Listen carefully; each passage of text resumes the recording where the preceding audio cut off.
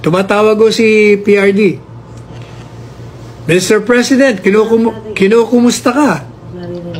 Kinukumusta ka ng mga kababayan natin? Live po tayo ngayon sa TikTok.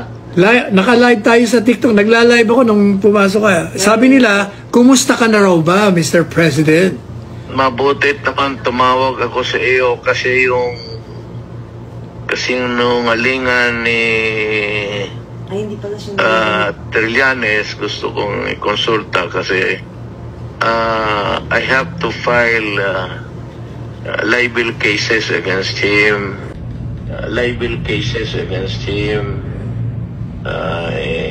Ikaw mo yung abogado. So, para baka sabihin ng tao totoo. Sabi ko na isang kapiting doon, wala. O, totoo yan. Alam nyo, pinapaliwanag ko ngayon dito sa TikTok ko ngayon na walang... Sabi ko nga kung totoo yan, I will ask my daughter to resign as Vice President.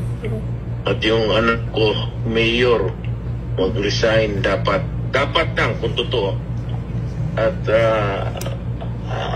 ako, wala naman akong posisyon. Pero ngayon, para ayaw ko na lang magsalita, basta ako mag-file ng kaso. Patunayan niya sa korte kung puro kabalastugan na figures.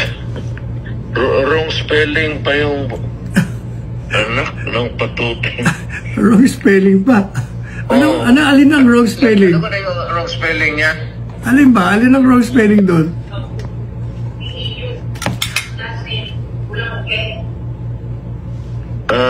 Yung kay Hanilet, kulang an N. Yung kay Paulo, kulang U. Wala. Anong gusto mong gawin ko? Papayala mo ng kaso?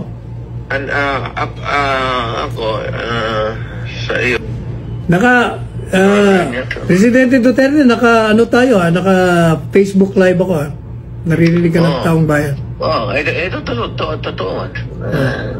Ay, siya nga pala, tinatanong nyo nga pala nila, saan ka daw ba nagpunta kahapon? Alas 2 na madaling araw, pagkalis natin doon sa, sa Kongreso. Alam mo, ang asawa ko nandito, naghintay Pero papaalis na rin siya nalit ngayong gabi. Pero teka muna, hindi ka na nagpunta sa kainan? Hindi ka na nag-dinner? Hindi ko na talaga kaya. Pero mo ilang oras yun, 12 hours para to. Ano 12 hours? Hindi lang 12 hours yun, 14 hours. 14 hours? 14, kasi nag-umpisa tayo ng alas 10, natapos tayo alas 2 sa madaling araw. Paano? Di 14 hours. Hindi ko nga akalain na sa edad ko nito, kaya ko pa rin maglagalag. Hindi, alam mo, sabi ko sa kanila, waking hours mo yun Ikaw gising na gising ka. Yun doon ako nakalamang. Ako... Night person ako. Ako nga falling asleep na nakakatulog. Buti nga hindi ako nakita ng quad chairman. Baka nasabi ako, huwag kang matulog dito. Nakatulog nga ako ng ilang minuto. Ako wala naman sa awa ng Diyos kasi night person na ako. Tinatanong nila, bakit daw gusto mong sunggaban si si Trillanes? Hindi, alam mo, sa totoo lang, somebody should teach him a lesson in life. Nasanay kasi siya yung magkudita, kung ano-anong kalukuhan ang pinapasok niya sa buhay niya. Manira ng ibang tao, sirain yung puri, bali, and he gets away with it. Now, it's about time na kailan bigyan siya ng leksyon. Total, ito naman ang kalaban niya, ang totoo di umano yun, yung kanyang summary puro figures. Ang bangko ang magsabi kung mayroon o wala. Korte yan Tsaka niwala nga siya, Sir President. Dapat malaman na tao totoo hindi. Si Inday. Sabi ko nga, fake na fake yun kasi unang-una hindi mo alam kung anong bangko yun. Tsaka wala naman magbibigay ng bangko ng gano'n. May secrecy. Secrecy law. Pati kung totoo man yun, secrecy law pa rin. Tsaka nga pala, binanatan ka ni Noli de Castro. Wala ka daw isang salita. Bakit daw? Sinabi mo, sasayang ka ng waiver, tapos kinukontra mo. Kaya binira ko siya, oy, sabi ko, Noli, ikaw ang pinaka-inutil na vice presidente ng bansa eh. Nagsasalita ka na hindi mo alam. Alam mo ba ako na yung waiver ni Presidente Duterte, matagal niya nang ginawa yon nung 2016 pa. Kinover mo pa nga ako ko. Di ba nagbigay ka ng waiver? Tanda mo yung waiver? Kaya lang hindi ka ako nirelease kasi joint account. Yung isa, anak niya. Kaya yung bangko, hindi nirelease. Pero sa totoo lang, pinarelease niya pa rin. Ang laman ng kanyang bangko ay 15 or 16,000 pesos lamang. Hindi ba? Ay, walang yata. Ay, kailan nga po lang balik mo sa Davao? Baka bukas siguro matulog pa ako. Oh, dapat talaga matulog.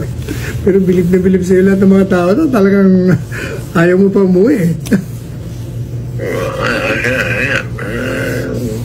Basta gusto ko lang naman lumabas yung totoo. Ito, truth. Yan lang, one word. Ano ang katotohanan? Dapat ilabas, lalo na kay Inday. Kasi nandiyan pa siya sa politika. Si Pulong mo, pati si Basti. Oh, pero especially Inday, kasi national siya. Teka muna, Presidente Duterte, sabi nila hindi ka na raw tatakbong mayor?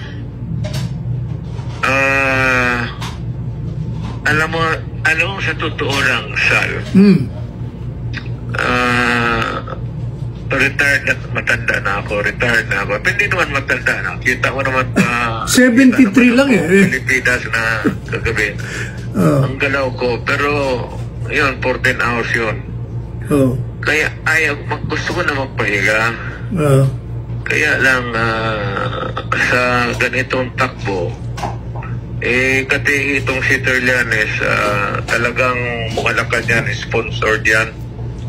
Hindi gagalaw yan ang gano'n yan. Walang pera yan. Kung Malacan. Ewan, nagtataka ako bakit ang Malacan yan na ginagawa naman na, wala naman kaming kasalanan sa kanila. Hindi naman ako nag-atake kay Presidente.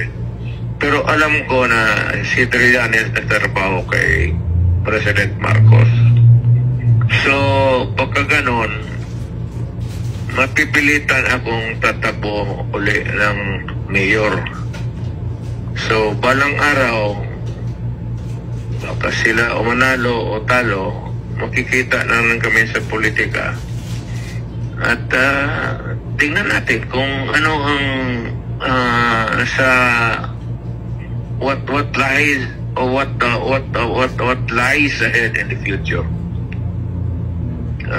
Kailangan mo ng liberate. Sige, pag hindi kawawa ka, magmukha kang tanga. Kagaya ngayon, kung wala kang, kung hayaan mo lang ng ganun, totoo matatapos ka sa buhay na ito na ganun ba, magduda talaga ng tao. Kaya dapat ang mga bangko, pati ang gobyerno magsabi. Hindi ko magsabi, hindi ko sila turuan. Ilabas lang nila kung anong totoo. May pera ako sa bangko.